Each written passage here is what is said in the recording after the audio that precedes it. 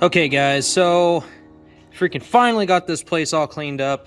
Gotta freaking make sure that every single time we do something we clean up afterwards. I mean, it's pretty obvious and common sense to do that every time you get done doing stuff.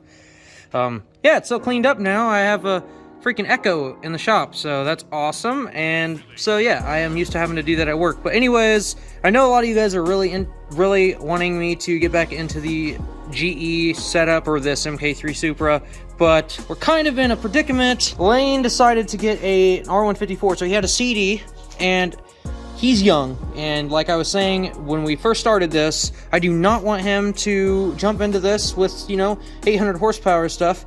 Also, he likes his cars low, so with the CD swap, transmission, the bell housing sits really freaking low. Basically, it's gonna be about as low as the subframe here, but in the front of the car, you can never high center yourself here. You can high center yourself in the middle. So if you went over a speed bump, the wheels will always lift you up in the front. That'll always clear. But if you go over the speed bump and the speed bump is, you know, here, it's going to hit the bell housing. So on top of it being expensive, having the swap and everything, you got to get the shifter kit, you have to get the mount, you have to get the clutch and the adapter and everything. He actually was able to pick this brand new Marlin Crawler R154 tripod setup. This whole trans, he was able to trade his CD and $500 for this. The reason why we actually ended up going in this direction was he bought this new Clutchmasters, this FX500 6-puck clutch disc here, and well, unfortunately, it did not fit the W58. He didn't know. He has not experienced this stuff before, so this is actually an R154 disc, but he has a W58 clutch plate. So if you guys are unaware, the R154 pressure plate is the same across every single pressure plate. If a company is selling it, all they did was get an OEM one and rebrand it. They all have the same pressure. So what's different is the actual disc itself. And so in this case, he's gonna buy an OEM pressure plate. He's gotta get a fork, he's gotta get the hub. And once he gets that, gotta get a mount, and then the engine will be able to go in the car. This thing is basically ready. His manifold, he's doing a little bit of mods. Unfortunately, this might look horrible to a lot of people, but sadly, the manifold was designed for a car that had the mount on the front portion of the block. So the manifold he has actually is so close to the block back here that the manifold's gonna have to be a little bit modified, and we had to modify the mount here. It's still gonna be structurally sound, but any more of that, it's going to not be very strong. But we have to do those kind of things. It's just a trial and error type of deal. If you guys are doing this, there's going to be some issues that you guys will come across, and you'll have to make some changes or make some modifications to make things work. But anyways, I just wanted to get that out of the way there. We're getting back into this, but right now we're on hold for those things. The Evo, I've got parts, they're almost here, and then I got to get some bearings, which I'm going to order like right after this video. Once the bearings get here, then the engine will be able to go back together, and that car will go back together. But right now, I'm just trying to test this welder and trying to get it to freaking, you know, work perfectly. Going to this welder from the industrial ones at work, this thing is so slow, and trying to get it to weld like I do at work, I have to slow way down. Like, these are maxed out. The settings are completely maxed out. I mean, I run extreme speed and heat at work. Anyways, after I do that, I gotta change the spark plugs in the black car. And when I change the spark plug, I'm gonna take it out. Hopefully the breakup will be gone, because these plugs are old as hell. So that's plans for today. I'm gonna see if I can do a nice pretty weld with this thing real quick, and then I'm gonna work on the black car, take it out, see if we can get that boost cut, or the ignition, or the cutout to go away. I suppose it's not horrible. It's a decent weld, I just don't like how not uniform it is. I suppose it's not that bad, it's pretty decent, I guess. It's a learning curve going from industrial to that, so it's okay. Anyways, let's jump into the black car, guys. I got some new plugs for it. Gonna inspect and see what these plugs look like, and hopefully they look like total poop. Okay, I initially don't really see much wrong with them. I mean, they're clearly used. For whatever reason, they're iridiums. I mean, I guess some people run iridiums. I have never ran iridiums. Everyone prefers to run the basic copper plug, so these V-Power nickels, I suppose, are the BKR7Es. Some people run the 8s, and some people run the 6s. but these are the guys that I run, and we will gap them down to like, I don't freaking know, 18, 19, something like that, and we'll give her a go, see if it fixes it. Hopefully it does. Well guys, there is a thunderstorm rolling in, so it will not happen today, but I will start it up and make sure it runs good, and as soon as it's nice out again and I won't die by accelerating down the road, then we'll be good. But let's start this baby up, make sure it's good, and then that's it.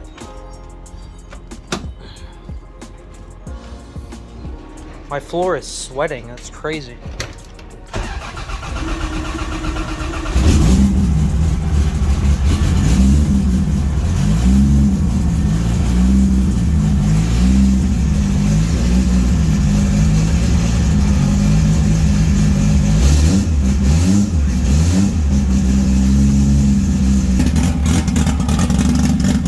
This thing cams out so hard.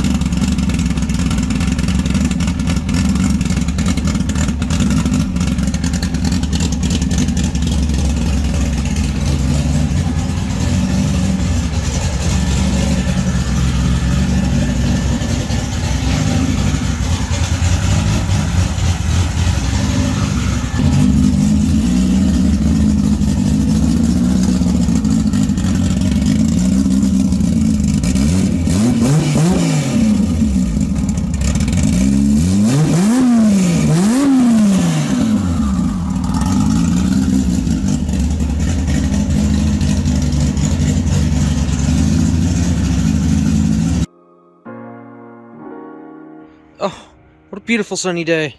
Alright, a little brief update. So, when the thunderstorm was rolling in, turns out the thunderstorm was way freaking worse than I thought it was going to be. So, it ended up being a severe thunderstorm, and there was actually a tornado. So, tornado rolled through here, and it actually missed us, went off a little bit north, and then went northeast. Like, it was coming towards us, but went northeast.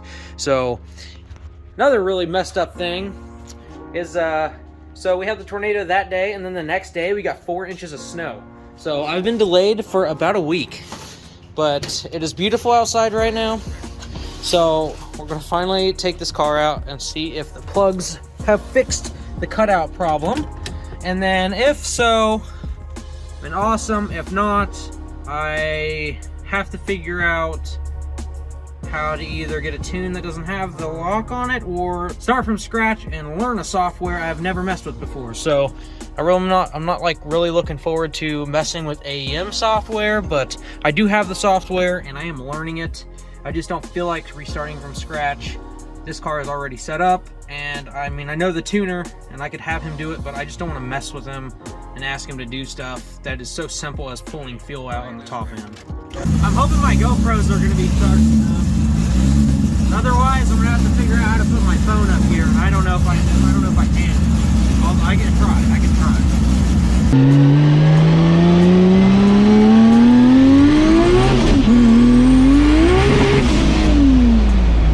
Wow! Oh my God!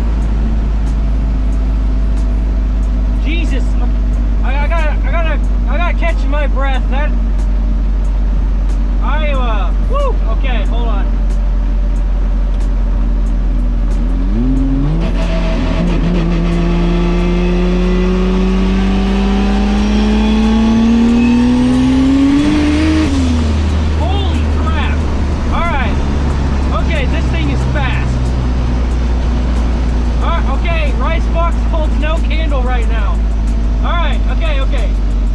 I'm not gonna lie to you, my gut is literally wrenching right now. It is, okay, hold on.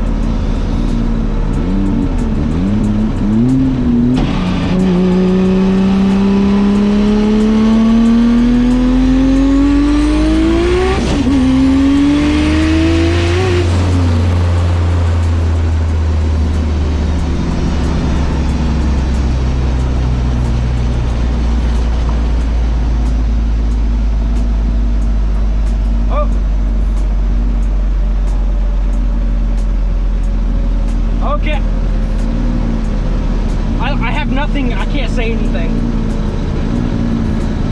Oh my God. I am shaking so. Holy shit.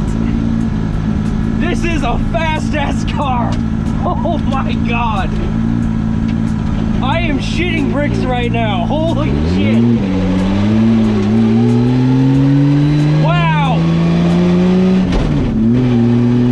Damn, this thing is fast. I thought I was gonna get thrown into the trunk.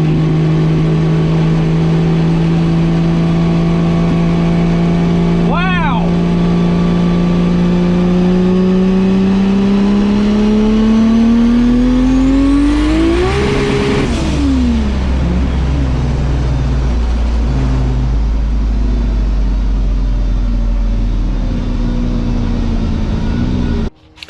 Okay, so I just rewatched the footage, and it's on my GoPro. I rewatched the footage, and it really looks like it's not even that bad. But I can't even explain how fast this car is. I didn't even want to go to 4th gear. Mainly the reason is because I think this rear end is about to explode and the vibration just got extremely bad really fast. And also because it's a stock block. Now, oh my God, I don't even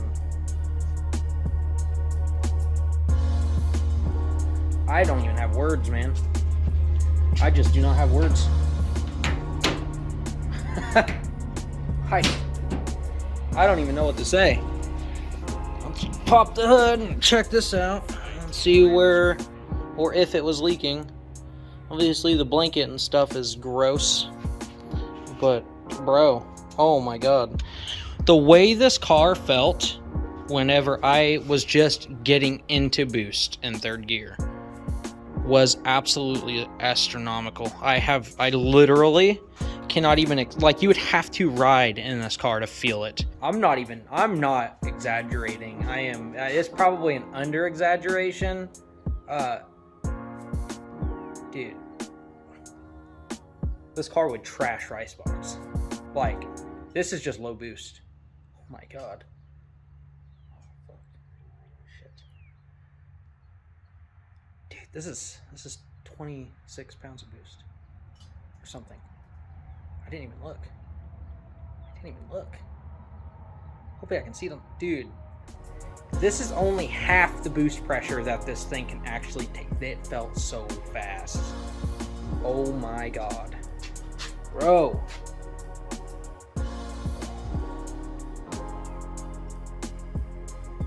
Dude, okay. Alright guys, so that was a quick little rip in the 240, and it wasn't much, but it was a little teaser because I'm not trying to window this block. I want to still be able to use it. So, really small update here. I ordered my pistons, so I ended up going with an even stronger piston, something that's good for over 1500 wheel. So I got induction performance pistons, type of piston from Diamond, but they are a higher end version, capable of a lot more. So I got those that will be paired with my aluminum rods. Those will be here at some point this week, and then I got to take the pistons to the machine shop, and then they will do the piston to wall clearance, and then yeah, everything will be in the books after that. So once I get the block and everything home, I will assemble the bottom end, and then we will be throwing it in here and being good to go. So yeah, this is, holy cow, I have no words to explain this. I don't know if it's because I just haven't been in a fast car in like forever or what, because I've just been driving you know, a little Lexus and my Subaru for the last few months. So I mean, maybe Ricebox felt the same way, but it's just going from that 200 horsepower car to this car that's like making like a good old 800-900. Probably pretty, you know, it's probably the reason why it felt like that. Also, those tires did not spin, except for that second gear pull that I hit. Those tires literally held traction through that.